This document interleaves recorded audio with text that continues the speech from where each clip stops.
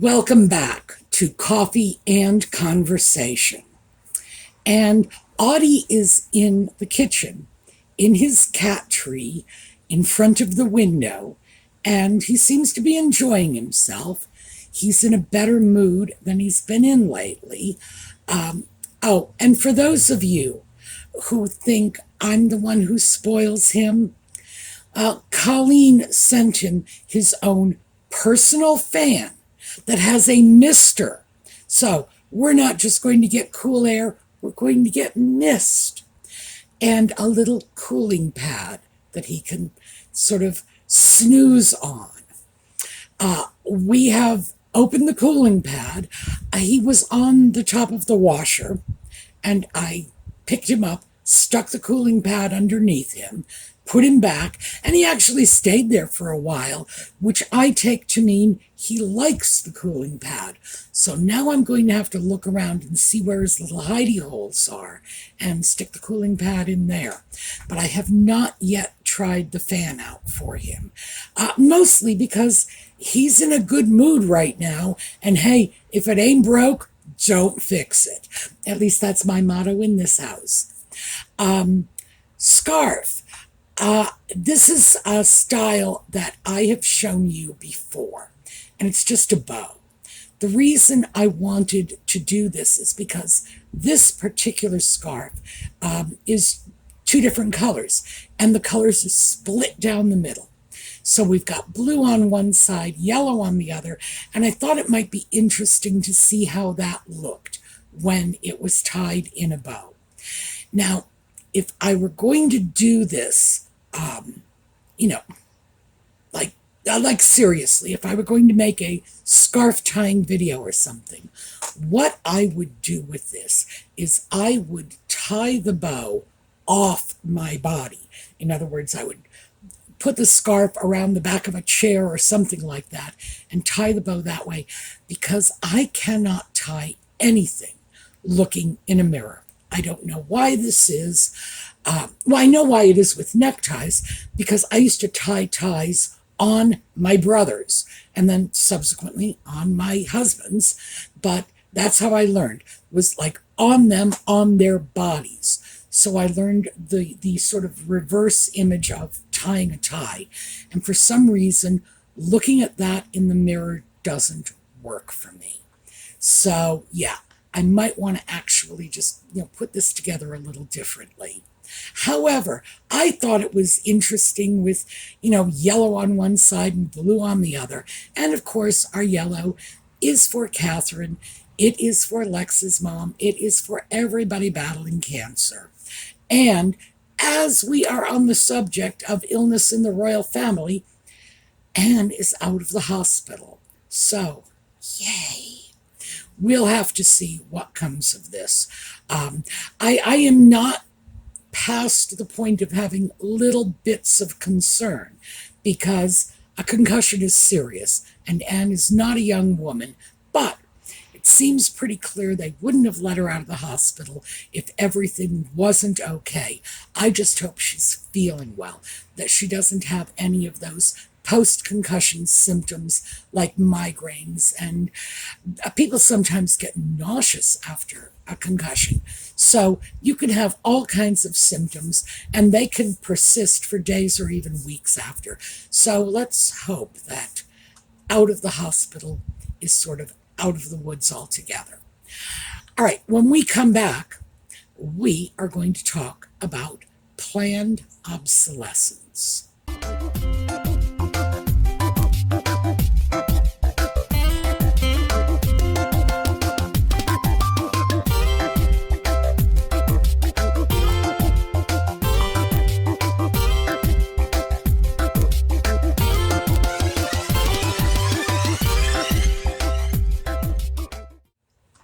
Okay, so I'm pretty sure everyone is familiar with the term planned obsolescence. Most of us became accustomed to this, hearing it bandied about, and I think it was in the 1970s that the concept really got kicked around in the media. It was not invented in the 1960s. People say it went back to, the old days of Henry Ford, who would like to make sure people bought new cars. But, I don't know that, by the way. I cannot say that Henry Ford intentionally designed cars to fail, because I know initially he designed cars to last for decades. That was his goal. But I think that might be urban legend, that it goes back to Ford. Regardless, we started hearing a lot about this in the 70s, and we started facing the actual impact of this in the 90s. And when you talk about planned obsolescence, it's just what it sounds like. Items that have a failure date built into them. So you buy it, it is designed to only last a certain period of time before the product fails, and you have to go out and get a replacement. And in general, we tended to get used to that concept with things like, here. I have a good example here. I wasn't even thinking about this. This is a cheap little Asian hand fan. And I like these, by the way, because, here we go. This is how small they will fold up. And I usually keep at least one or two of them in my handbag, in my tote bag, whatever, in the summer, because you never know where you're going to be or how warm it's going to be when you get there. But this is designed to fail. It is paper. This little handle is plastic. When it arrived, I got this from eBay, by the way. Oh, and I'm very happy with the purchase, I should say that.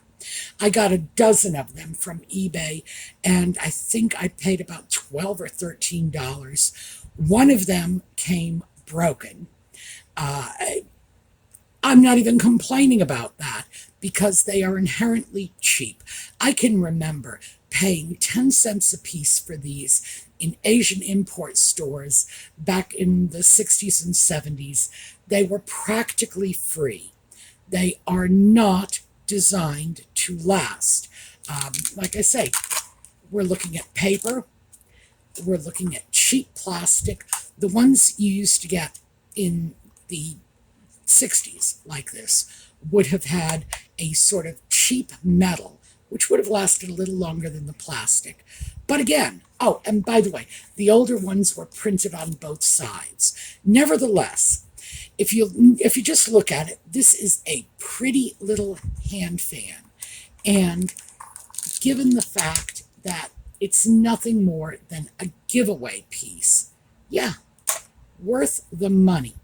The reason I use them, even though I have a whole batch of hand fans of all sorts, mostly on chains that you can wear around your neck, even though I have a bunch of them, I don't like the idea of being without a fan that I can't lend out / give away, because with these things, you lend it out to somebody, there's a good chance you're not going to see it back. And just, here you go, and not worry about it. They are inherently disposable. And that is the essence of planned obsolescence. Disposable stuff. And it becomes more distressing when obsolescence is planned into items that we want, items that we will buy and we're hoping to keep for a while. And suddenly we find out, well, no, that's not how our lives are working. And I have been coping with planned obsolescence, so I thought I would just throw it out and we can all look at this, because I imagine some of you are probably dealing with this, perhaps not in the same items, but we all do deal with this. In our grandparents' day, if they went out and bought something, they did it with the expectation it was going to last virtually forever. They would buy it, and my grandparents thought I would have it. They would leave it to me in their will.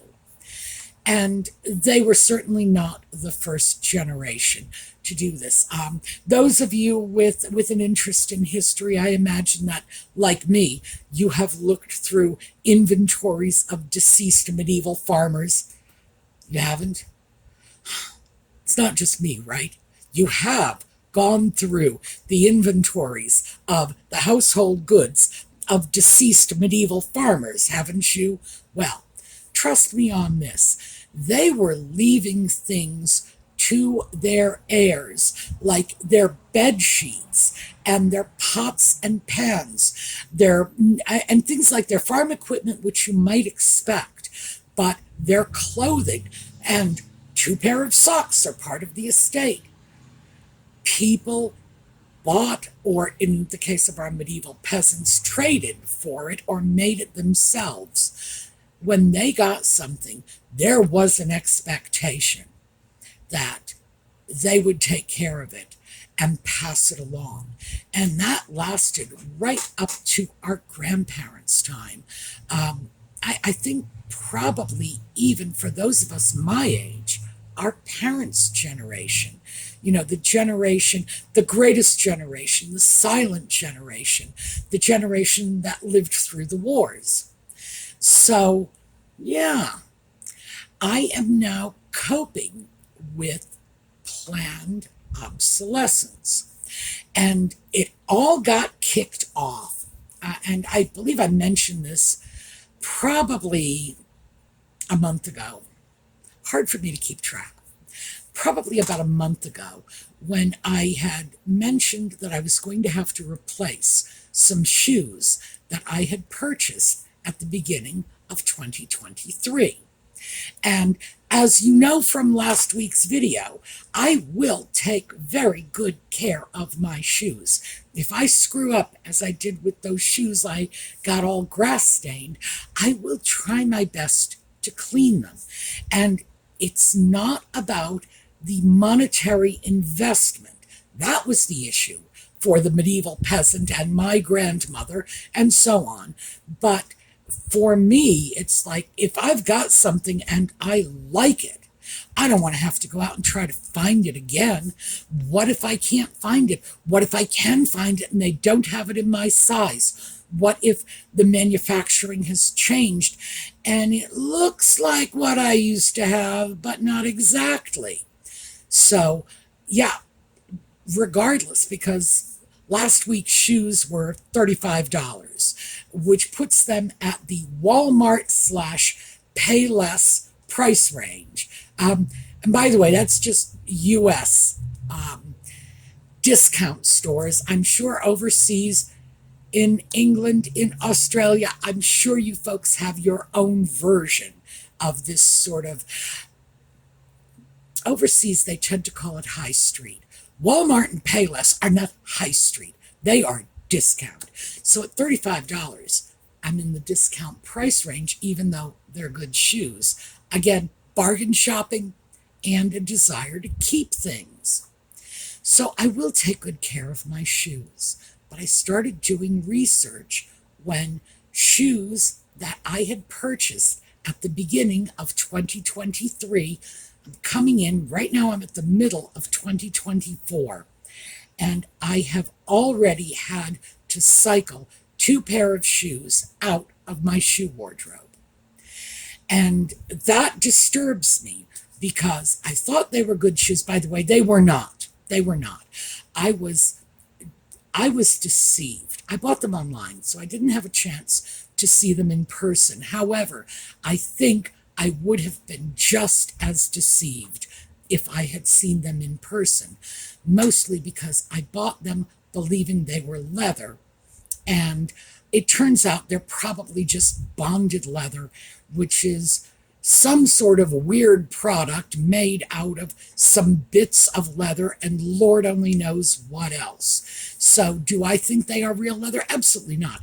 They're certainly not actual like top grain leather or cowhide leather, or like the shoes that I was cleaning up last week. Those are deer skin. No, no. Bonded leather, a sort of weird synthesized product made from the component parts of leather. I have no idea how they make this stuff. It's not real leather. It doesn't hold up. But 2 pair by, I think it was probably by about February or March, they were done. I can still wear them if I want to just stick them on the shoe rack near the front door and wear them outside to tromp around in the mud, but they are so scarred up that wearing them outside in public would be an embarrassment to me, which, by the way, is the reason I am packing them away for a donation. Not because I want to embarrass the people who get the donation, but I will make sure they go to a homeless shelter because they are still perfectly serviceable shoes. They're just a little too scarred up to make me feel comfortable wearing them out and about where, people might see me. Oh my gosh. Yes, I know that sounds so foolish and petty and superficial. It's like, really.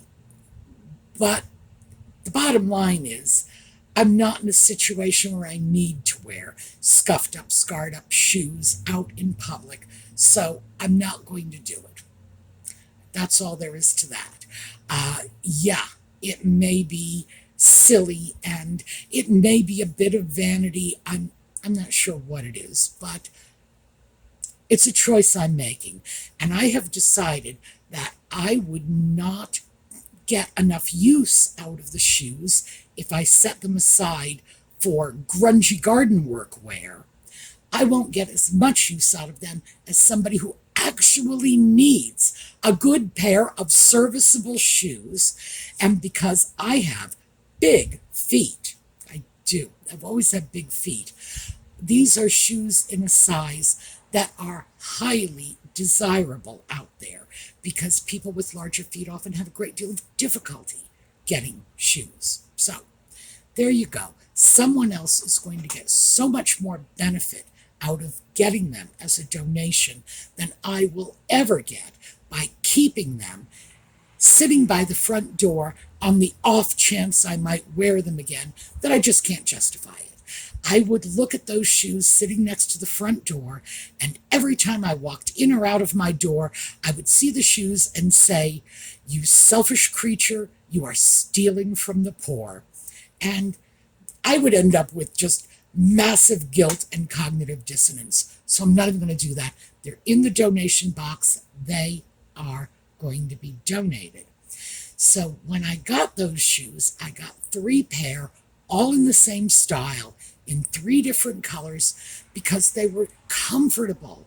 And they were, gosh, I liked the style. I'm going to show you a picture of one of the pair of shoes. There are 3 of them. I got them in black, navy, and an off-white tan sort of color that they call wheat, although it doesn't look like wheat to me. I'm not sure what color this is. I'm going to say tan beige, whatever. I had a great deal of trouble differentiating between the black and navy, but that's another issue. It's a mistake I won't make again. No matter how much I might like a pair of shoes, I'm not going to get the same shoe in both black and navy. I learned from my mistake. But I liked the style. I liked the comfort. I hoped for durability. That's what I didn't get. And the black and navy shoes I wore the most. So they ended up failing after about 14 or 15 months.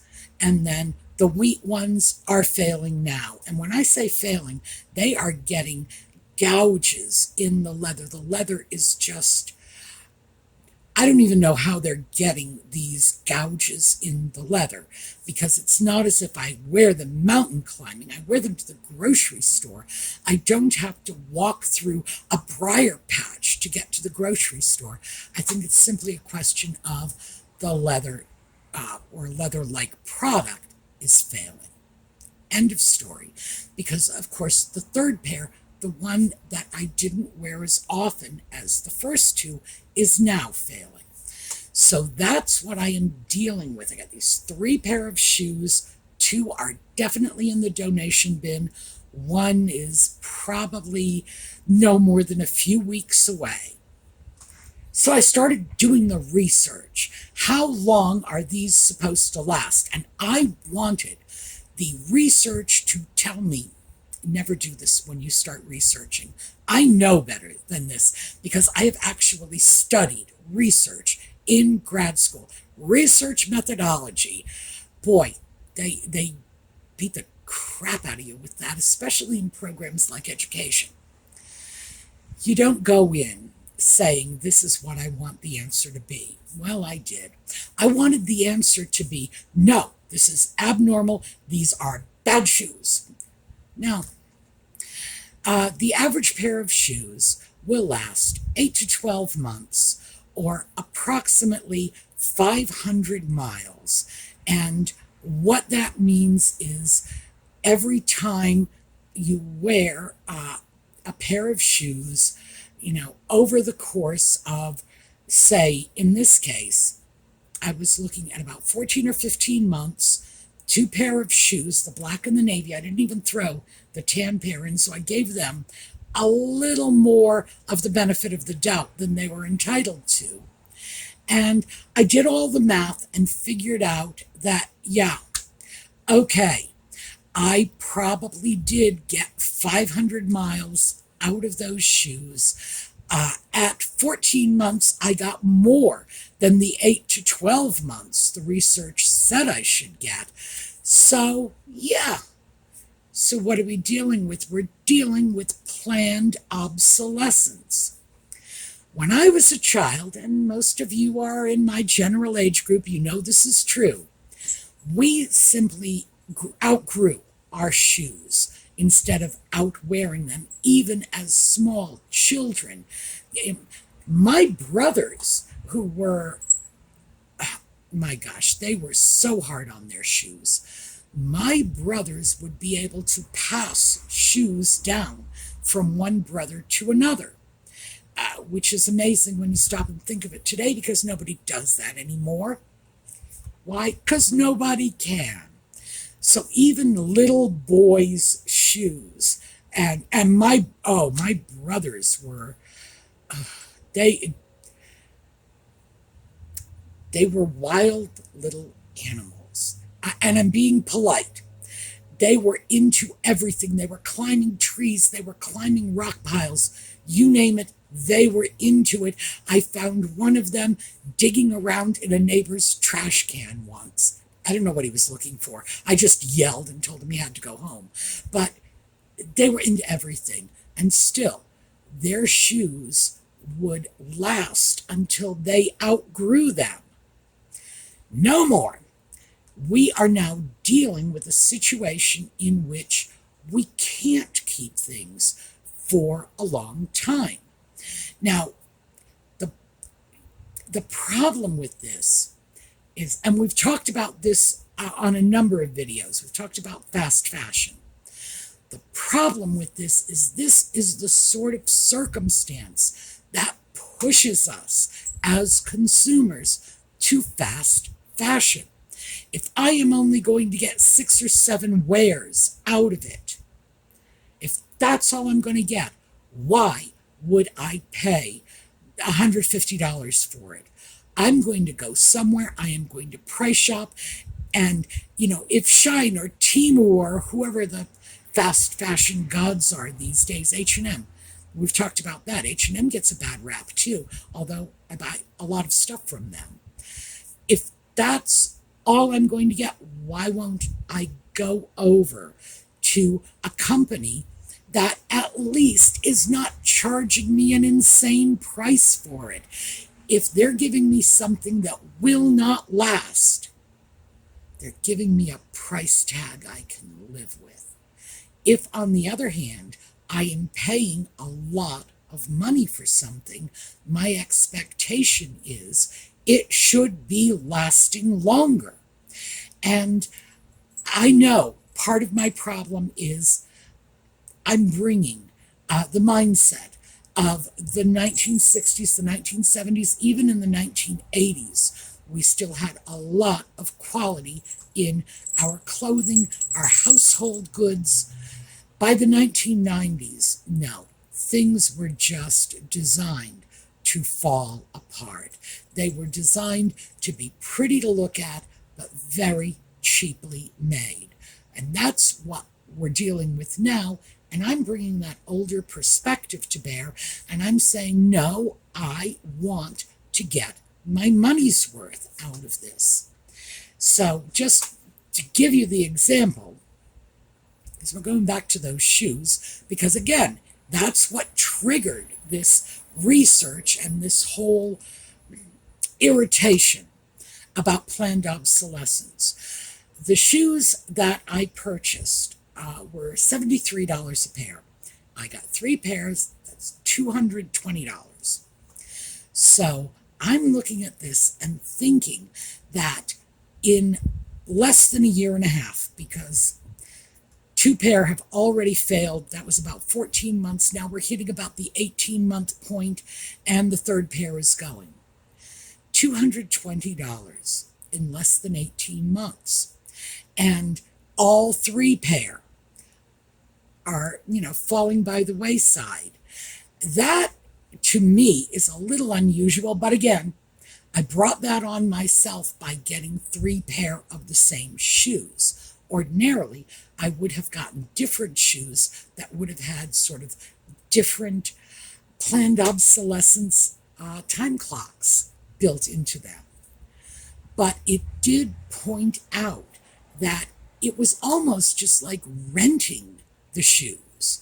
And if someone had said to me, all right, come on over, but don't knock everything down. All right, well, come on.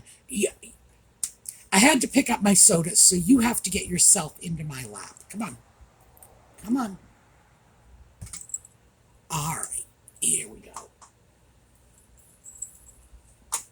If someone had said to me, will you rent shoes from me for $220 for a year? I'll give you 3 pair of shoes. I would have declined. And that would not have been the smart decision. Because, in fact, I'm in no different situation now than I would have been had I simply said, sure, why not? I should mention this. You folks have seen Audie's tail. I saw a YouTube video recently that said when a cat's tail twitches, by the way, it's twitching like crazy now because he's beating me with it. When a cat's tail twitches, it's a sign that they are anxious or scared or uncomfortable with you.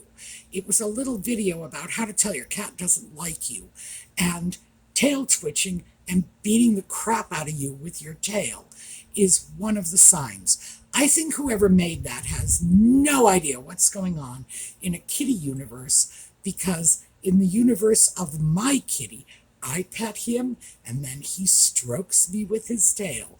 That's when life is good. I'm going to have to put you down, baby.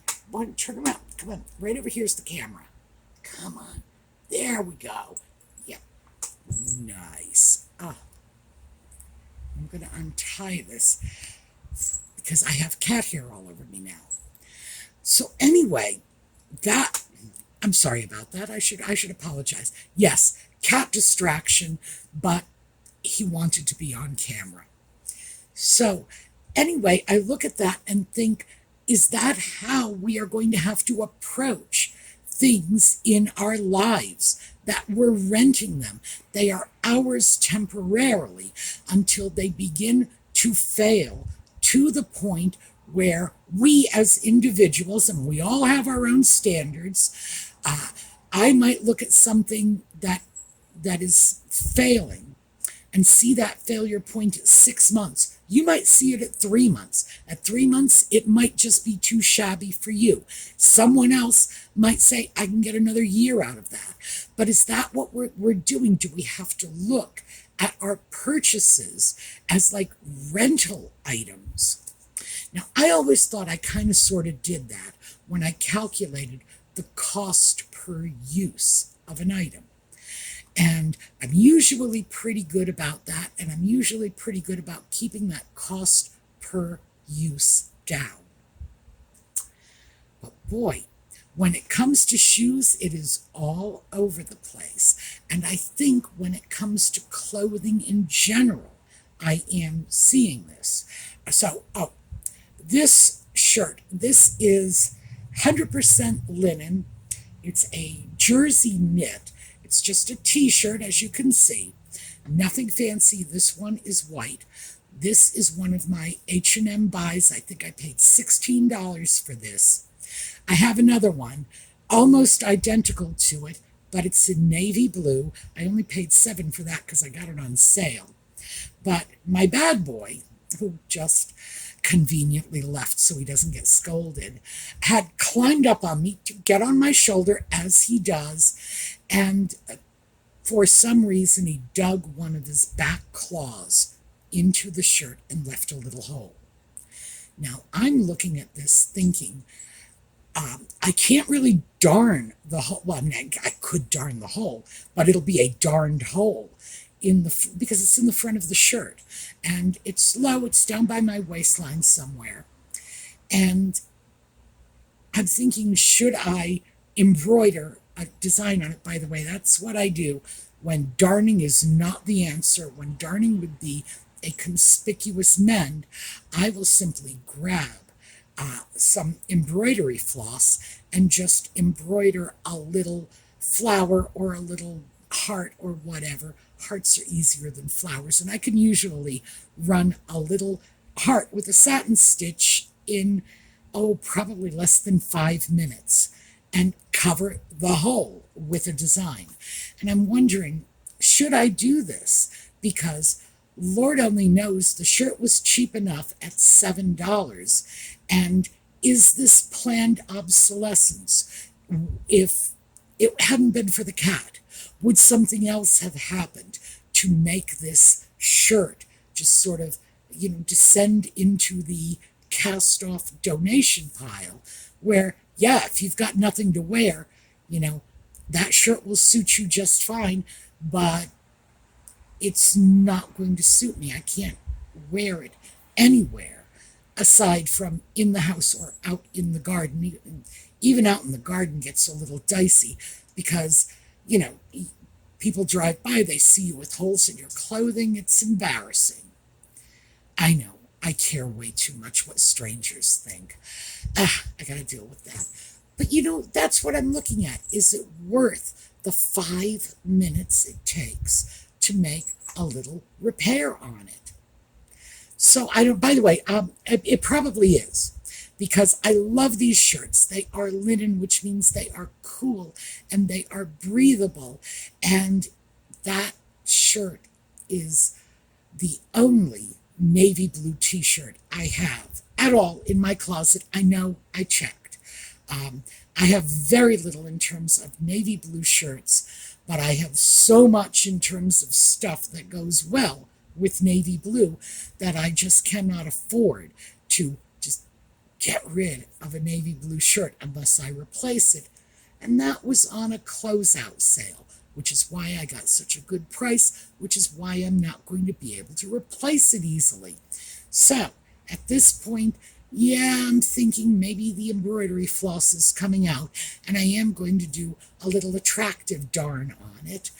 But I dislike the fact that I'm having to think about this. I'm asking myself, if I repair this, is something else going to go next week?